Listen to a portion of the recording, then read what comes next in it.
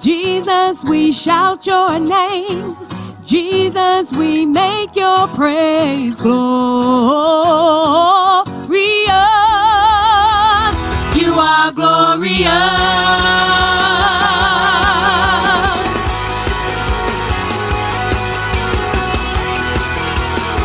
God, you are glorious. My God, you reign forever and ever. How great your name. Your love remains forever and ever. You stay the same. Shout it out if you know he's good. Sing it out, for the Lord is good. Shout it out loud, you are glorious.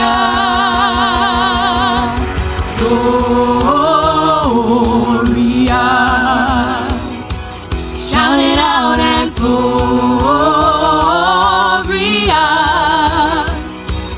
Make it louder. Jesus, we shout your name. Jesus, we make your praise glorious. You are glorious.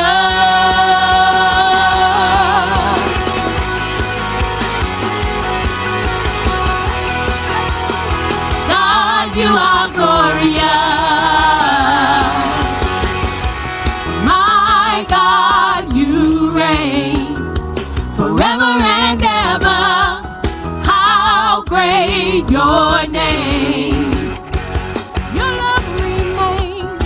Your love remains forever and ever. You stay the same. Shout it out if you know he's good. Sing it out, for the Lord is good. Shout it out loud, you are glorious. Glorious.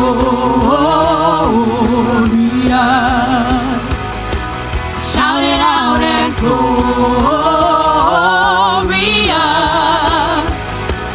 Make it louder. Jesus, we shout your name. Jesus, we make your praise glorious. You are glorious. Oh, glorious. Yes, you are, Lord. Shine, Jesus, you shine for all the world to see. You are glorious. Shine, Jesus, you shine for all the world to see. You are glorious. Oh yes, shine, shine, Jesus, you shine for all the world to see. You are glorious. You are glorious. You are glorious. You are glorious. And we cry.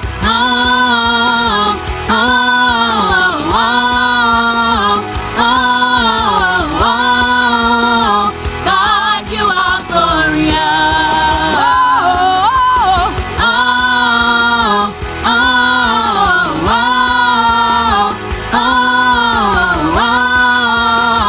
God, you are glorious.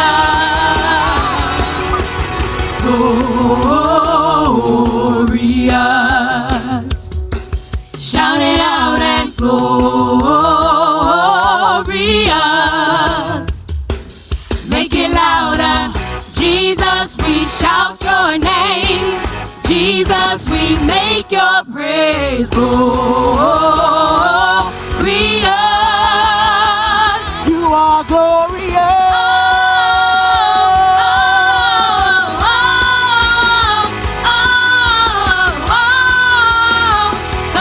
You are glorious.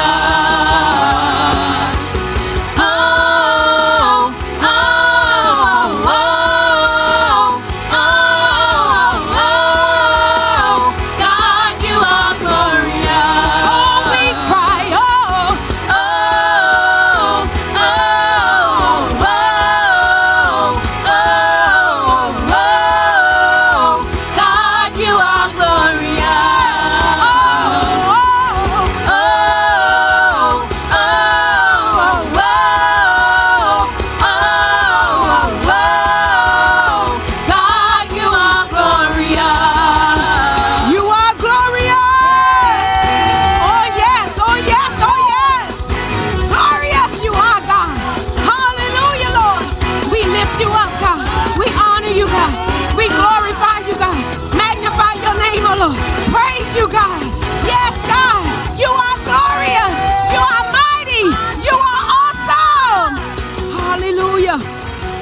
Thank you, Jesus, for all that you are. All glory belongs to you, God.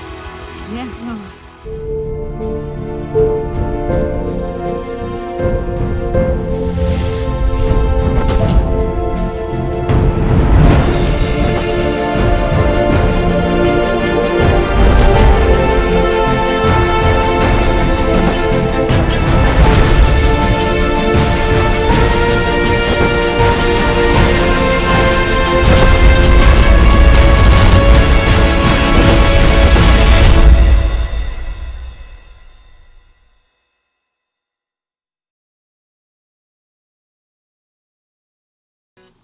Hello, it's a privilege to be here with you at this time and at this moment.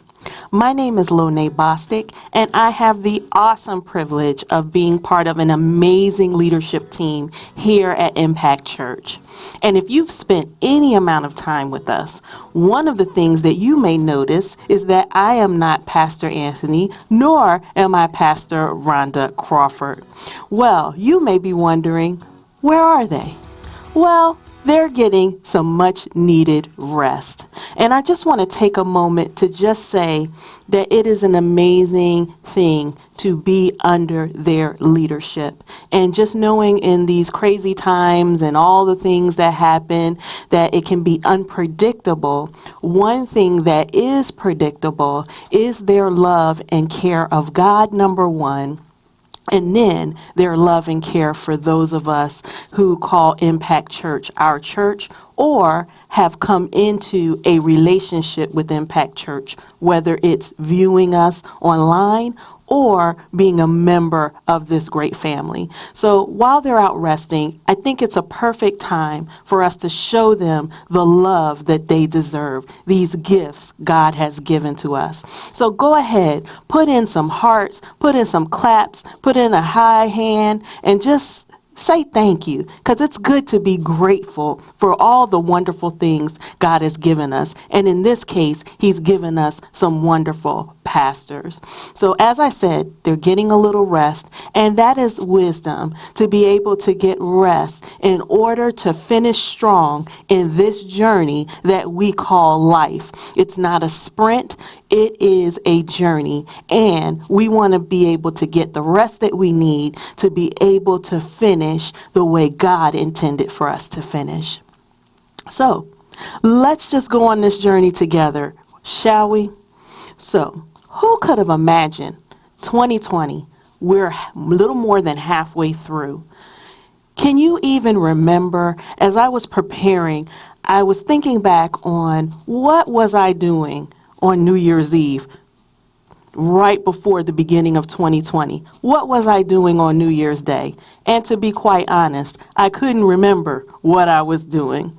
And so it may be the same for you as well. There's so many things that have been happening.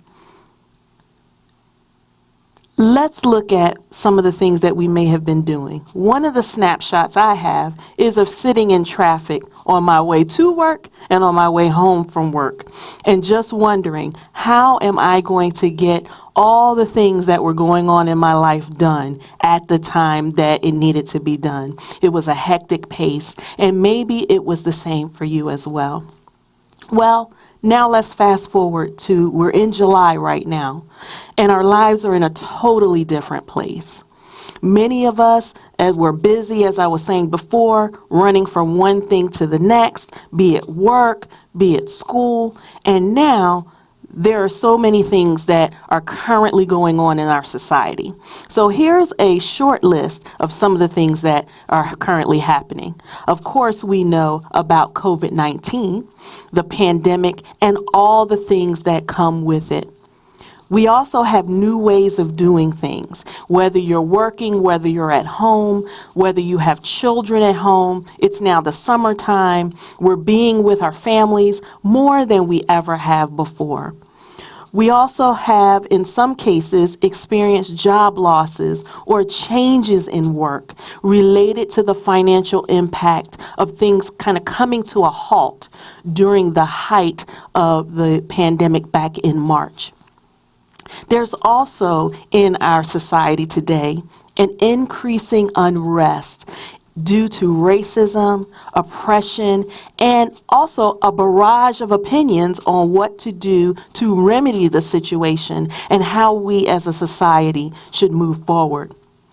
There's also politics and the presidential election for this coming year. We're coming down to the wire with presidential elections and many other elections happening in November. And the list goes on and on. So if we were to even try to come up with a comprehensive list, we would be here much longer than our time here today allows. What is at the forefront when we think of all of these things is that there are many opinions. But what does God have to say in all of this? I find myself meditating on that and thinking on that many, many times on a variety of subjects, that there's all these opinions, but what is it that God wants for us to do or wants for us to say in these times and in these circumstances? Because if we think about it, God has been here for eternity past, and he will be here for eternity future. So he knows everything that was going to happen this year in 2020. So what does he have to say about it? And so when I was spending time looking at the word, looking through the Bible, there were a couple of scriptures that came to my attention. One of those scriptures is Romans 12:2 in the Message translation. And it said, don't become so well adjusted to the culture that you fit into it without even thinking. Instead, fix your attention on God. You'll be changed from the inside out. Readily recognize what he wants from you and quickly respond to it. Unlike the culture around you, always dragging you down to its level of immaturity, God brings the best out of you, develops well-formed maturity in you. And so this word on the culture, Pastor Anthony, a few weeks ago, in dealing with this series of winning the battle over your mind, had a message around 7 factors that oppose godly thinking. And one of the factors that can oppose godly thinking is the culture. So let's take a bit of a deep dive tonight on the culture. And the title of what we're going to discuss is still under the Winning the Battle Over Your Mind series, but the title of this one is God Above Culture. So, we just read Romans 12, but there are some other scriptures that came into my attention as I began to spend more time looking at this. And let's just look at it together now. In looking at these scriptures, there were 5 points of guidance and encouragement that keep us from becoming that so well adjusted to the culture. Meaning that what the culture is saying, what the culture says to do, what it suggests, if it easily fits in with our way of thinking, there may be some things that we need to consider. So, there are 5 points. Let's go with number 1. Number 1, if what we are thinking or doing fits easily into the culture of the world, we should probably adjust our thinking or our doing. Spending time with God and his word brings out the best and the most mature us. I don't know about you, but I spend time on online platforms, not a lot of time, but some time. And whenever I look at on those platforms, or I'm listening to the news or reading something or researching something, no matter what the issue is or what the theme is, there's usually a wide range of opinions. And then there are extremes on both sides. So, to give you an example, if we look at what the society or what the culture has to say about the police, you can see a wide range of opinions. from defunding the police to giving police absolute power and authority. Somewhere in the middle is the thought that police are needed, but that police need to have an underlying respect for all people and are skilled in providing measured responses that fit the situation or the circumstances. So how they respond meets or matches the situation of what's going on. So what does God have to say about it, though? So when looking at God's word, here are some thoughts as it relates to that subject. Matthew 5:9. Blessed, spiritually calm, with life, joy, in God's favor are the makers and maintainers of peace, for they will express his character and be called the sons of God. Did you hear that about maintainers and makers of peace? God has an expectation that they will reflect his character.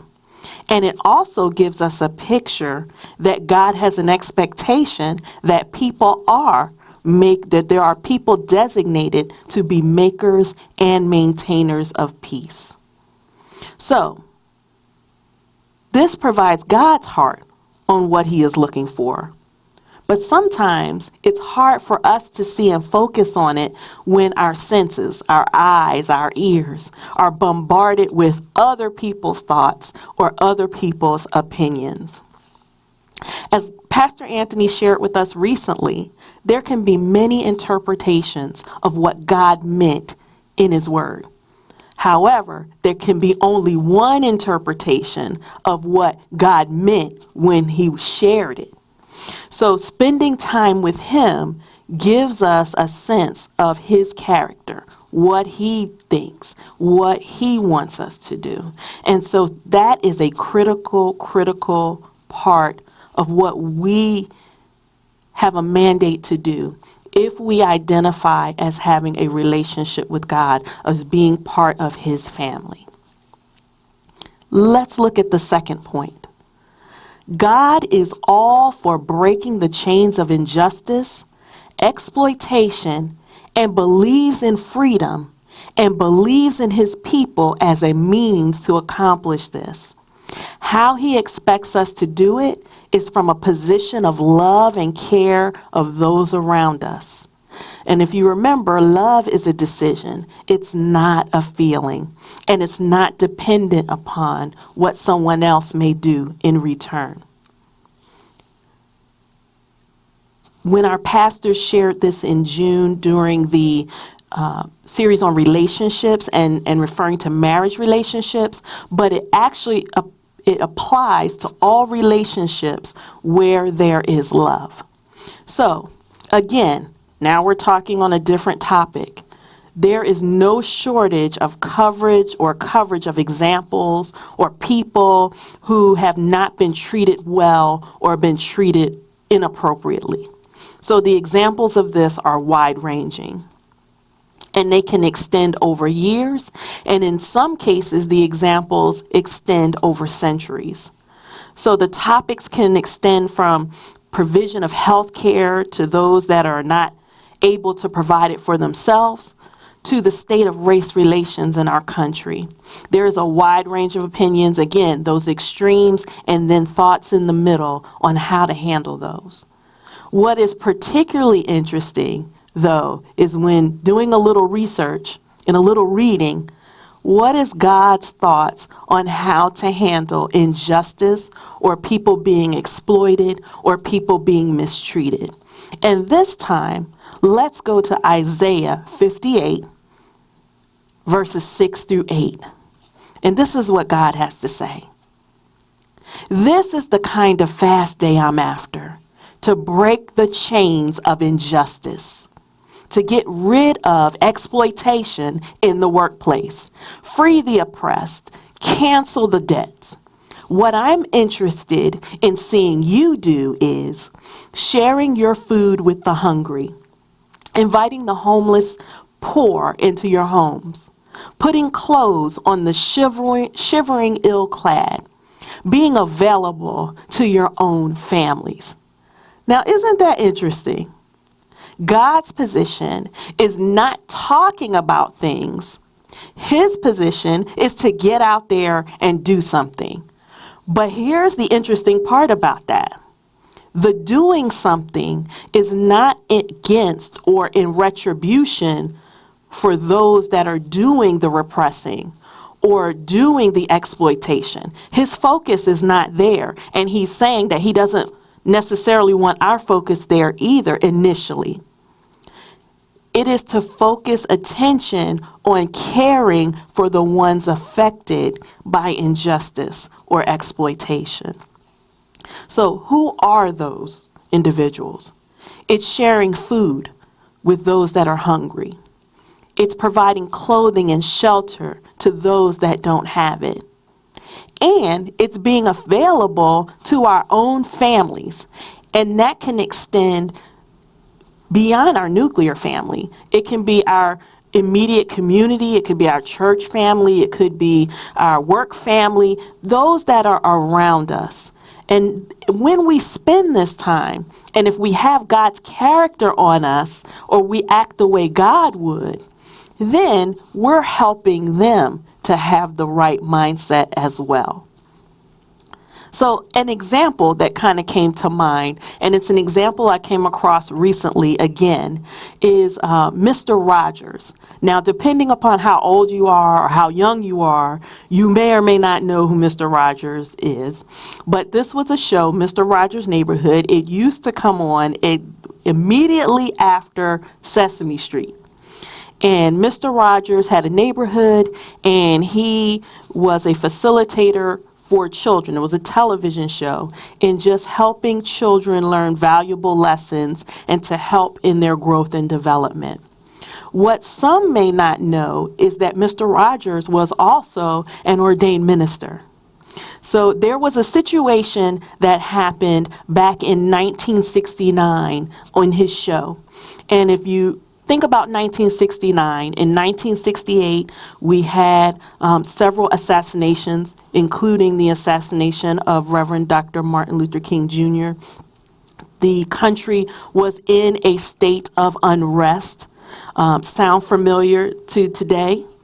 Well, Mr. Rogers had his television show, and at the time, there was a law where pools were segregated by race, that you could not be together if you were of different races in a pool or water type setting.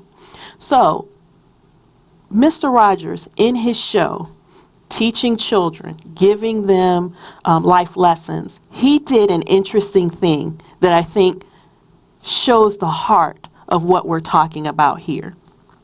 What he did was he used to have different people in the neighborhood come and visit him at his home. And so on this particular day, he had a visitor, and the visitor's name was Officer Francois Clemens. And so he had him come. It was a hot day.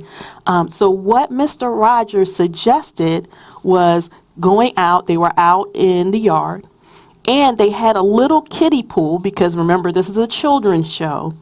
And he invited Officer Francois Clemens, who was a black man, to be able to put his feet in the pool with Mr. Rogers to be able to pour water and cool themselves off on a hot day.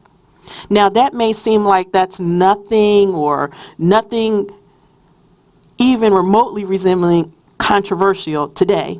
However, it was extremely controversial back in 1969.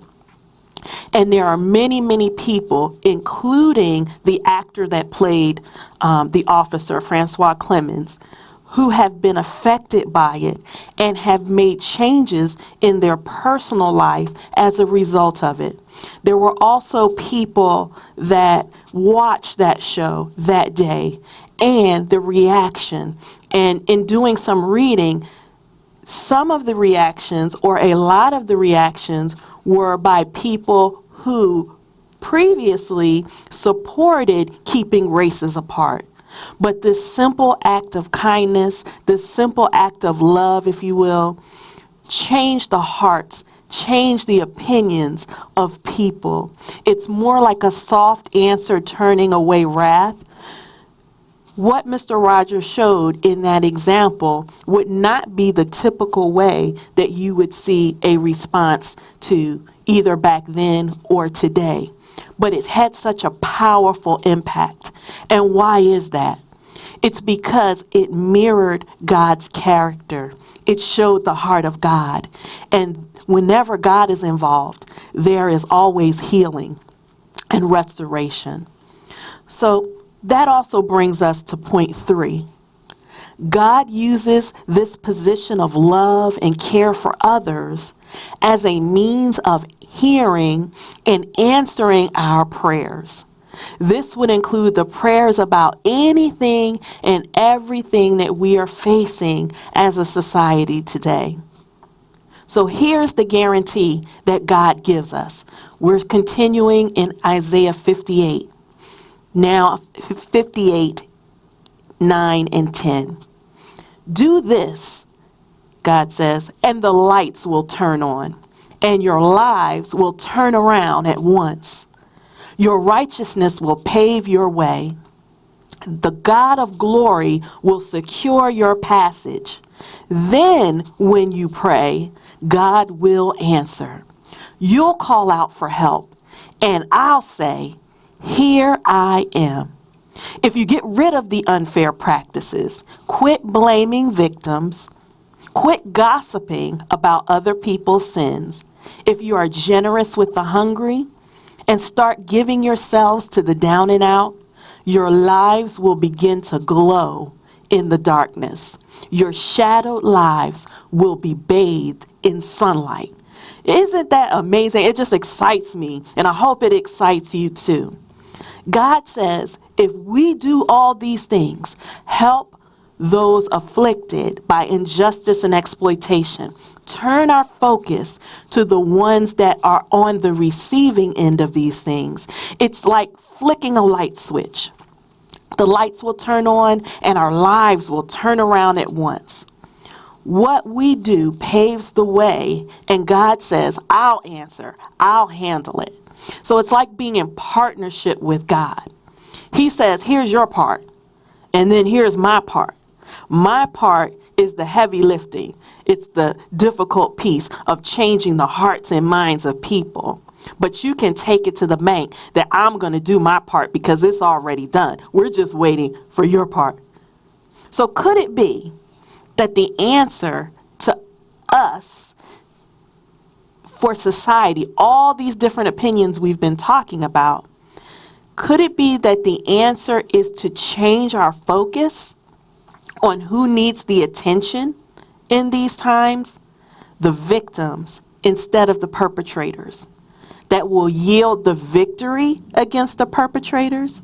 Think about it. All the news reports and the social media posts, generally what we see or what we feel is the frustration that comes out, and that it's usually directed towards the people that are committing the acts. Very little attention and love and care towards those that are on the receiving end of those acts. This caused me to think a little bit more. I don't know about you, but whenever God speaks to me on a matter, He always seems to come at a different angle than I would tend to think about in the moment. Have you ever been in a situation where you've been talking to God about someone else, but then what you receive back is what you should be doing or what you could have been doing better?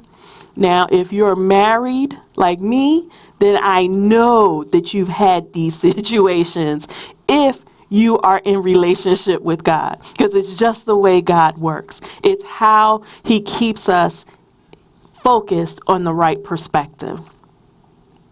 So that may be why God said in Isaiah 55, 8 and 9, He said, this plan of mine is not what you would work out, neither are my thoughts the same as yours. For just as the heavens are higher than the earth, so are my ways higher than yours, and my thoughts than yours. So I'm a parent with my husband of 3 children. And oftentimes we spend our time helping our children see the perspective of the other person. In this case, it's their siblings. They could be having a disagreement. Usually it's a disagreement. And we're helping them to understand what they have control over, which is themselves as opposed to anyone else. So our thoughts on a situation as parents are different than theirs. We are looking at things from a higher level and a higher point of view.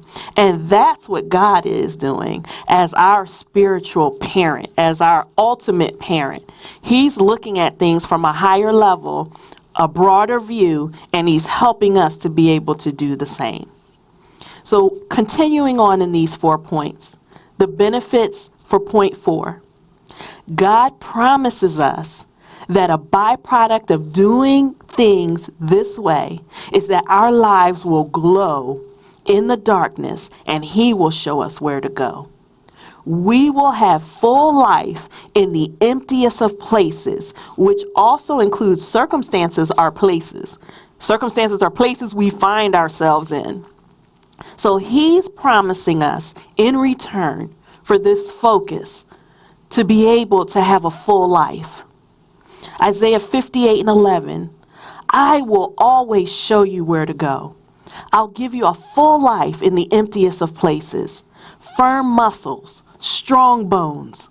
You'll be like a well-watered garden, a gurgling spring that never runs dry. Oh, that's amazing.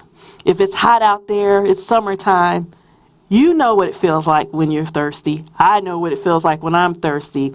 And when we are, a nice cooling water is just like the best thing that there ever was. And so that's what God's saying. He'll show us that he provides what we need to be replenished and to be able to continue to be there, not only for our own families, but others in society, to bring restoration and also to bring fullness. Keep in mind that society is also part of our extended family. It's those that are around us. So the benefit is widespread.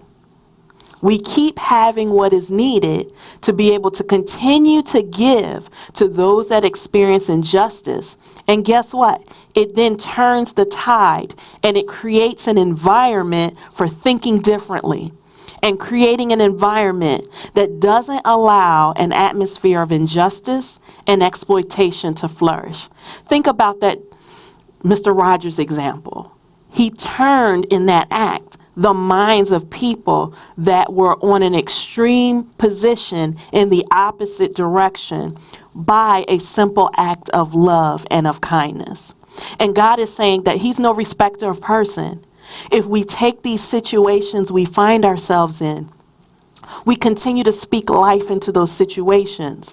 We continue to speak life into the people that are in those situations, that it will cause society, our larger family, this larger world to flourish. So how do we get the right words? How do we know exactly what to say or do? So how do we know where to go? This brings us to the last point, number 5. This time and communication with God, also known as prayer, is very powerful and gives us the direction we need in what we should do in these intense times. But the critical added piece of how and when we should do it, because sometimes we know we should do something, we just don't know when, or we don't know exactly how to get it done. God is promising us that he's going to give that to us. Our direction should come from him and not the chatter of everything around us. We have to disconnect from all the things in this culture that bombard us so that we're able to hear clearly and spend time with the one who has all the answers. And this is what God promises us. Isaiah 58:12. You'll use the old rubble of past lives to build anew. Rebuild the foundations from out of your past. You'll be known as those who can fix anything, restore old ruins, rebuild, and renovate. Make the community livable again. That's what he's promising us.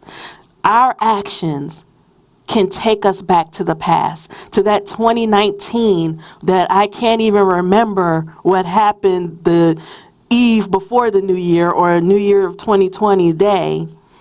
He'll take us back even further before COVID or an eradication of COVID. COVID-19 didn't even exist. That there was racial harmony. We were headed on the path of racial harmony. He will take us there. These are the things that we can do to get ourselves back to this place. God, and guess what? God's already done his part on it. It's our part, what we put into it, that will make it so. He's given us the ability, he's given us the tools to do wonderful and miraculous things. We just have to do it. So it's pretty amazing to be known as people who can fix anything. So with that, let's apply these points in our communications. It can be in communications with our coworkers. It could be in communications with our family. It could be in communication just on social media, or in communication or in response to things that we see on the news. Our words are very, very powerful. God created us to be able to speak and have things happen.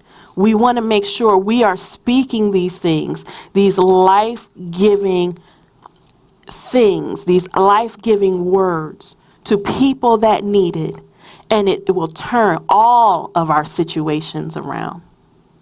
So as I'm talking about this, these were just a couple of topics where God's direction, God's wisdom and guidance takes us to where he created us to be. But there's wisdom on every level that's available to us. And it's available to God. It's available by God by relationship. And that relationship is by invitation. You've seen those invitations where it says by invitation only. You can only get in here if you have this invitation. Well, God operates that way as well. You can only get in by invitation. That invitation is through his Son, Jesus Christ. However, the great thing about God showing his character of love is that that invitation is extended to everyone. It's extended to all of us. And he's no respecter of person.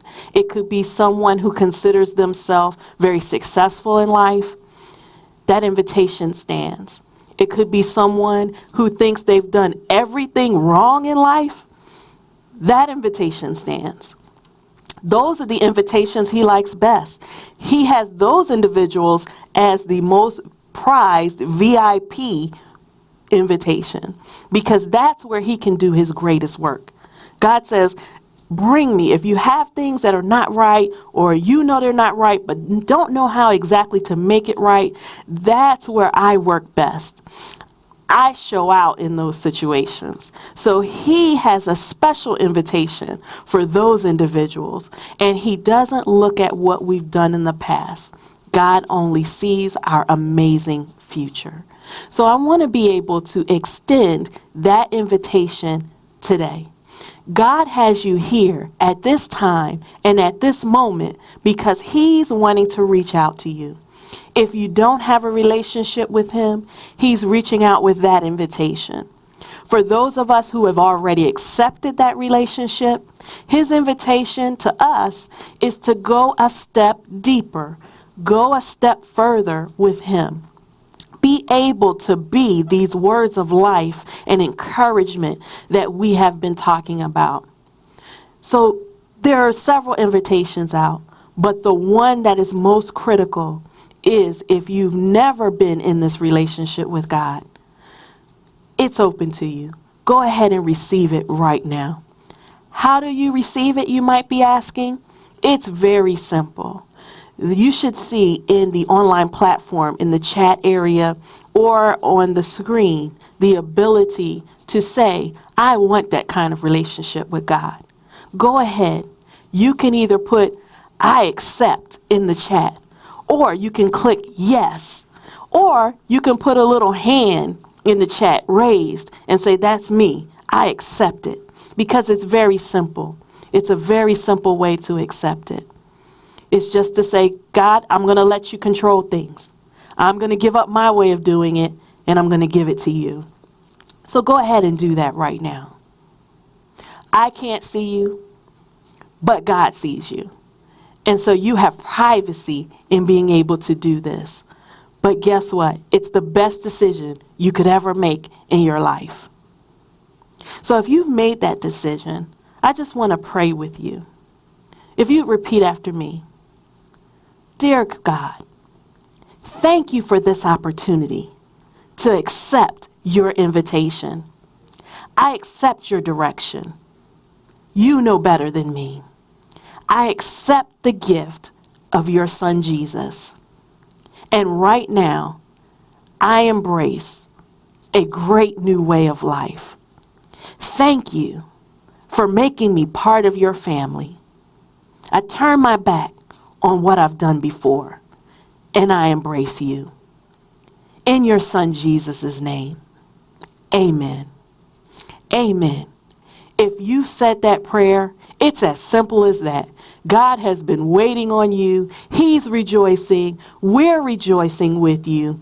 And now you should see in the chat a link or a phone number where you can either text decided to that number or click on the link and let us know that you've made this decision.